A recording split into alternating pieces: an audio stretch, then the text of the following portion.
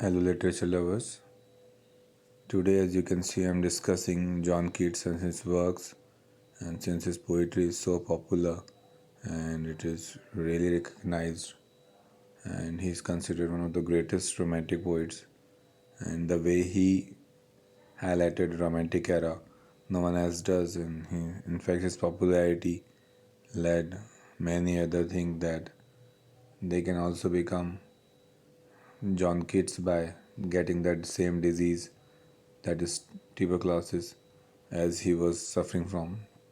And his works really influenced the portrait, and he was also really kind of romantic, and his overall personality was also quite charismatic, and that is the reason why he was really famous. And talking about his birthplace, that is London, and these are the few peculiar things that were pointed out about him, as you can see.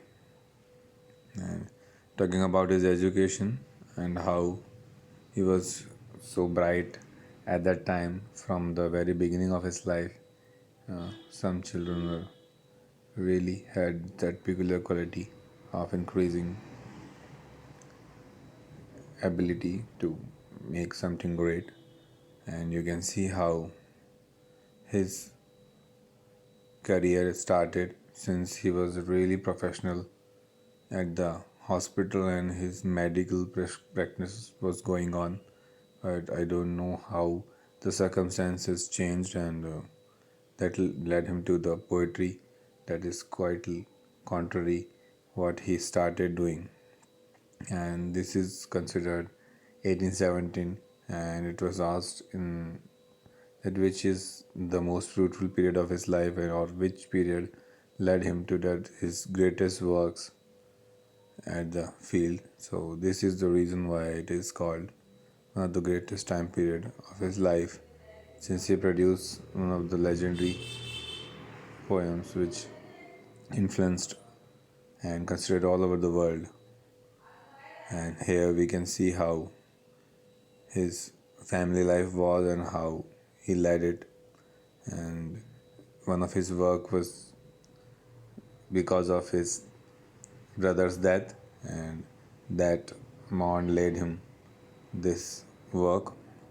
So you can have a look at it since it is really, and his other volumes were also good, and where it led him TB, and at that time tuberculosis was not curable, so it was considered that he will not be able to last long.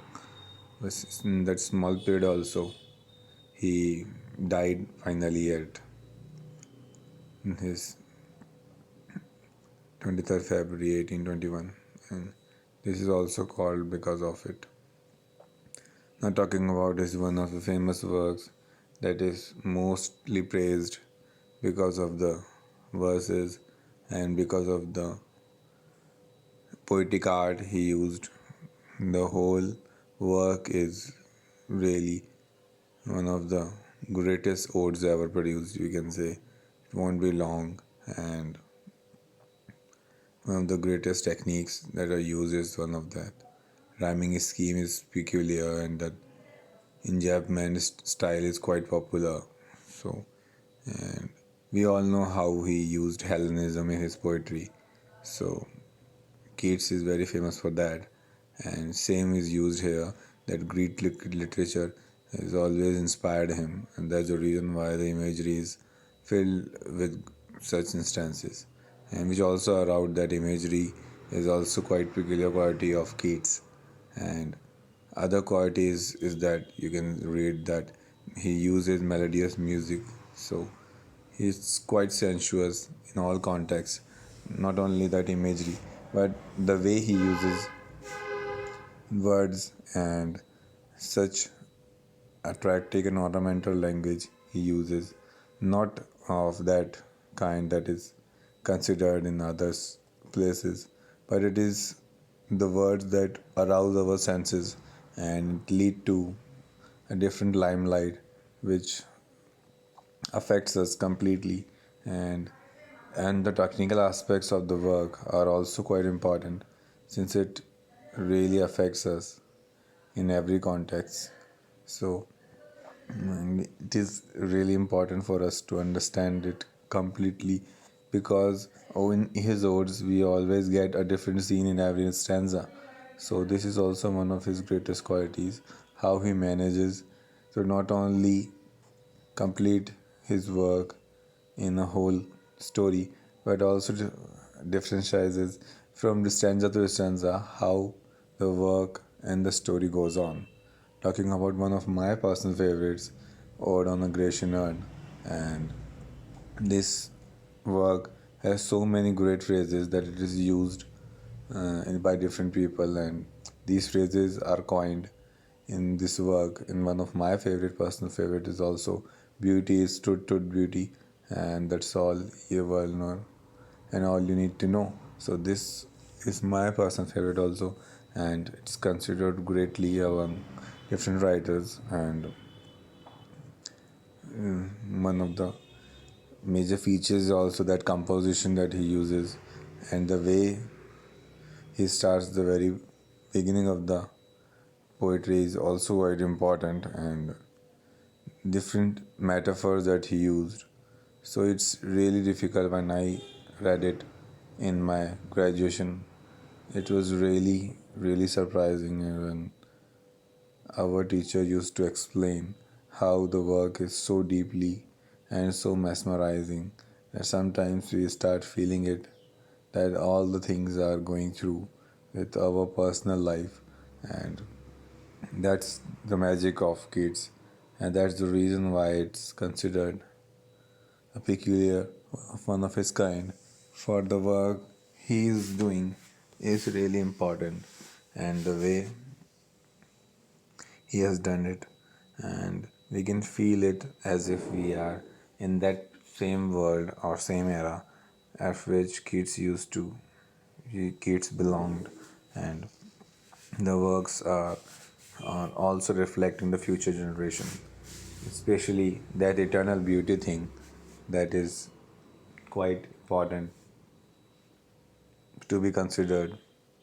And in different aspects we have to talk about how emptiness and silence goes side by side, and how humans succeeded, and our generations are hungry for different things, but we eternally don't understand what our soul demands, and the materialistic things and all the other love and different sacrifices we do are part of that materialistic world. Instead of that, the whole world should be following the eternal beauty that will last. And a very famous line is, you all know, that heard melodies are sweet, those unheard are sweeter. Not only that, we can see the rhyme scheme that is used by kids is also quite different, and we can differentiate it from others, and how we can talk about one of the stanzas. Now, this ode on melancholy is another one, and you can see how it is addressed. And since it is an ode, it must be addressed by someone to someone. So, and it was melancholy ode, although it was not a personal ode, and none of his work is. But still, there is a glance that he used this work because of his dead brother, and in that remorse only he composed it. So this is a common thing that was made for us to compare, and you can see how he used it for the allusions, and the stanzas have different lines and wordings related to it. So that also had a mark, and that's all we can say today. Was the last page, and we can see that how Case has summarized one of his wisdom works, and I hope you can understand and it will be helpful. Thanks.